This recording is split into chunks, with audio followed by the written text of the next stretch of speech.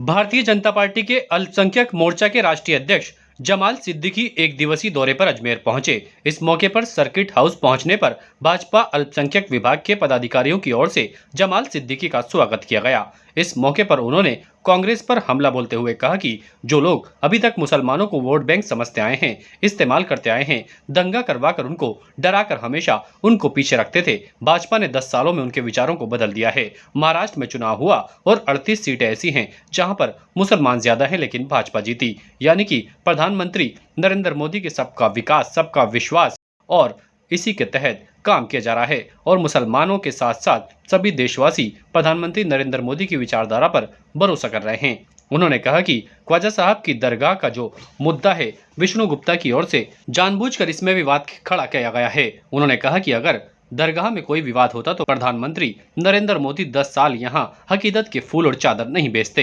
ये उनकी आस्था थी, कोई तुष्टिकरण नहीं। प्रधानमंत्री न कोई दबाव और खुश करने के लिए काम नहीं करते, वह तो काम करते हैं जो देश के लिए अच्छा हो। कुछ लोग भावनाओं को ठेस पहुंचा रहे हैं। भारत ही नहीं बल्कि विश्व के लोग भी प्रधानमंत्री से अमन चैन की उम्मीद लगाए बैठे हैं। कोर्ट ने सुनवाई की, ये भारत की खूबसूरती और लोकतंत्र है। यहाँ तो कोर्ट ने आतंकवादी याकूब मेनन को भी सुना था और जिस विष्णु गुप्ता ने ये याचिका लगाई है वह उसके मुंह पर मार दी जाएगी, इसका उन्हें पूरा विश्वास है। उन्होंने कहा कि जानबूझकर ये कोर्ट में याचिका दायर करवाई गई है और इसके पीछे कौन है ये पूरा देश जानता है, लेकिन विष्णु गुप्ता ने जिसके कहने पर भी याचिका दायर की है उसको कोर्ट की ओर से जरूर खारिज किया जाएगा और जो मंदिर का दावा किया जा रहा है वह बेबुनियाद है। इसके बाद उन्होंने ख्वाजा साहब की दरगाह में हाजिरी देकर देश में अमन चैन और भाईचारे की भी दुआ मांगी। मेरी तो सबसे पहली दुआ यह है, भारत में एकता हो, अखंडता हो, भारत के लोगों में आपस में भाईचारा हो, क्योंकि जिस प्रकार से लोग जहर घोलने का काम कर रहे हैं, लोग भारत की फ़िज़ा को ख़राब करने की जो नाकाम कोशिश कर रहे हैं, इसमें ख्वाजा साहब उनको नाकाम करें। माननीय प्रधानमंत्री श्री नरेंद्र मोदी जी ने जो भारत की उन्नति के लिए, तरक्की के लिए, भारत को विश्व गुरु बनाने का जो उन्होंने सपना देखा है, उसमें उनको कामयाबी मिले। जो हमारा भारत है वो विश्व गुरु बने और विश्व का नेतृत्व माननीय प्रधानमंत्री श्री नरेंद्र मोदी जी करें, ये मैं अर्जी लेकर ख्वाजा गरीब नवाज की दरगाह में आया। भारतीय जनता पार्टी एक पेड़ है और सारे मोर्चे उसकी टहनियाँ हैं और सारे पत्ते उसके कार्यकर्ता हैं, और भारतीय जनता पार्टी में एक सामान्य कार्यकर्ता भी उतना ही ताकत रखता है जितना एक बड़ा नेता। हमारे यहाँ कोई नेता होता नहीं, सभी कार्यकर्ता होते हैं। और भारतीय जनता पार्टी की स्टैंड साफ है, अगर किसी को दिखाई ना दे तो हम कैसे दिखाएंगे उसको। अगर कोई विवाद होता तो माननीय प्रधानमंत्री श्री नरेंद्र मोदी जी 10 साल अपने अकीदत के फूल और चादर नहीं भेजते। ये माननीय प्रधानमंत्री जी की आस्था थी, ये कोई तुष्टिकरण नहीं था। माननीय प्रधानमंत्री जी ना किसी तुष्टिकरण के लिए, ना किसी के दबाव में, ना किसी के कहने से, ना किसी को खुश करने के लिए काम करते हैं। वो हमेशा काम वही करते हैं जो देश के भले के लिए हो। भारतीय जनता पार्टी धर्म को मानने वाली पार्टी है। भारतीय जनता पार्टी सभी धर्मों की आस्था को सम्मान करती है। भारतीय जनता पार्टी सबको साथ लेकर सबके विकास का काम करती है और सबका विश्वास भी अर्जित करने का काम करती है। लेकिन उस विश्वास को कुछ लोग हैं जो ठेस पहुंचाने का काम कर रहे हैं। वो वही लोग हैं जो बढ़ती हुई माननीय प्रधानमंत्री श्री नरेंद्र मोदी जी की लोकप्रियता को देखकर घबराए हुए हैं। आज देख रहे हैं कि जिस प्रकार से विश्व भर में माननीय प्रधानमंत्री जी का नेतृत्व ऊपर आ रहा है, सिर्फ भारत के लोग नहीं, पूरी दुनिया के लोग माननीय प्रधानमंत्री श्री नरेंद्र मोदी से उम्मीद रख रहे हैं कि ये विश्व में शांति पैदा करेंगे। तो जो बाहर की ताकतें हैं उनसे मिलकर कुछ लोग यहाँ पर अशांति फैलाने का काम कर रहे हैं, और कुछ वो लोग भी हैं जो मुसलमानों को वोट बैंक समझते थे।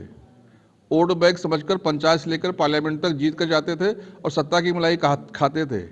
अब उनको भी सत्ता दूर जाते हुए दिख रही है, और वो देख रहे हैं कि अब मुसलमान जिस प्रकार से माननीय प्रधानमंत्री जी के नेतृत्व में विकसित हुआ है, इसका विकास हुआ है शिक्षा, रोजगार, स्वास्थ्य की योजनाओं में, और ख़ासतौर से राजनीति में भी जिस प्रकार से जागरूकता आई है। अब चाहे वो उत्तर प्रदेश का नतीजा हो, चाहे मुरादाबाद के कुदरती का विधानसभा हो जहां 90% मुसलमान रहते हैं, लेकिन वहां भारतीय जनता पार्टी की उम्मीदवार रामवीर सिंह जी लाख वोटों से ज़्यादा जीत कर आए। चाहे महाराष्ट्र में एक तरफा जीत हो, सुनामी आई जो वहाँ पर, अब लोग हताश हैं। ये हताश लोग सिर्फ दंगे की राजनीति समझते हैं, और इन्होंने शुरू से ही मुसलमानों को दंगा करवाकर, डराकर उनको वोट बैंक के रूप में इस्तेमाल करने की कोशिश किया है।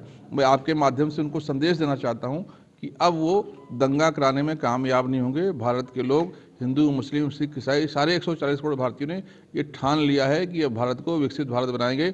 माननीय प्रधानमंत्री श्री नरेंद्र मोदी के नेतृत्व में हम भारत की उन्नति तरक्की के लिए उनका सहयोग करेंगे। जो सूफी साहब का दर है वो सबके लिए खुला हुआ है, सबको वहाँ आशीर्वाद मिलता है। यहाँ जो ख्वाजा अजमेर शरीफ का लंगर है, हम सभी जानते हैं कि वहाँ हमारे जो हिंदू भाई हैं उनका इतना सम्मान होता है कि उनके लंगर में कभी नॉनवेज नहीं बनता है।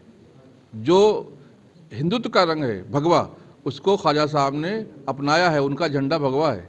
तो जिस प्रकार से ख्वाजा साहब ने भारत में आकर यहाँ के अमन, शांति, चैन और भाईचारे के लिए काम किया, उसका यही नतीजा है कि वहाँ वो धर्म से ऊपर हैं। सब लोग वहाँ जाकर माथा टेकते हैं और सबको वहाँ से आशीर्वाद मिलता है। तो शैतान कुछ हैं जिनको ना खुदा में यकीन है, ना सूफी संतों में यकीन है, वो शैतान कुछ भी कर सकते हैं। तो वो प्रयास कर रहे हैं, लेकिन शैतान प्रयास तो कर सकता है लेकिन कामयाब नहीं हो सकता। हमेशा सत्यमेव जयते ही रहा है और सत्यमेव जयते होगा। क्या विष्णु गुप्ता 800 साल के बाद पहला ऐसा विद्वान भारत में पैदा हुआ है जिसको इतना ज्ञान आ गया है कि वहाँ मंदिर था? माननीय प्रधानमंत्री श्री नरेंद्र मोदी जी की जो LIB है, जो वहाँ की उनकी इंटेलिजेंस वो फेल है, जो अभी तक पता नहीं कर पाई।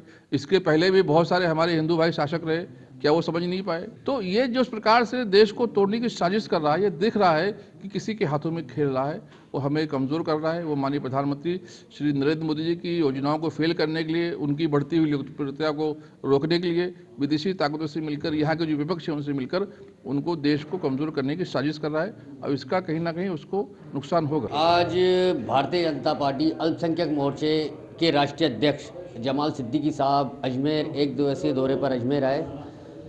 भारतीय जनता पार्टी अल्पसंख्यक मोर्चा अजमेर ने स्टेशन पर जोरदार स्वागत करा और उसके पश्चात अभी सर्किट हाउस पे भाजपा अल्पसंख्यक मोर्चे की बैठक, सभी कार्यकर्ताओं की बैठक ली, जिसके अंदर जमाल सिद्दीकी साहब ने हमें निर्देश दिए कि सभी अल्पसंख्यक बूथों पर अल्पसंख्यक ही कार्यकर्ता बूथ अध्यक्ष बने, साथ ही पार्टी के साथ जोर शोर से कार्यकर्ता काम करें और ज़्यादा से ज़्यादा पार्टी के हित में काम। अभी यहाँ से हम सर्किट हाउस से हमारे राष्ट्रीय अध्यक्ष जी को दरगाह शरीफ ज़ियारत करने ले जाएंगे। वहाँ राष्ट्रीय अध्यक्ष जी ज़ियारत करके अकीदत के फूल पेश करेंगे और एक शांति सद्भावना का संदेश देंगे। ताज़ा खबरों के लिए देखते रहें सरेराह न्यूज़। अपना फ़ोन उठाएं और सब्सक्राइब करना ना भूलें।